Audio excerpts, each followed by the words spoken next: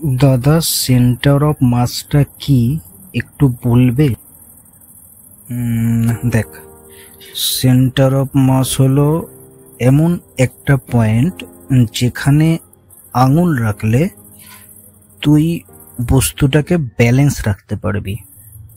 মানে ধর, তুই হলি তোর সংসারের আর্নিং মেম্বার, মানে তোর ওপর পুরো সংসারটা ব্যালেন্স থাকবে।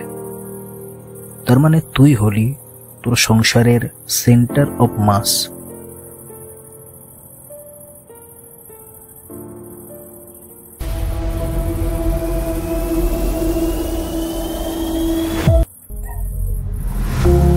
আর ঠিক এই সেন্টার অফ মাসের মতোই তুই যদি নিজের মানুষগুলোর থেকে বেশি ওপরে থাকতে চাস, মাটিতে পা না থাকে, তাহলে মুখ থুবড়ে নিচে পড়বি।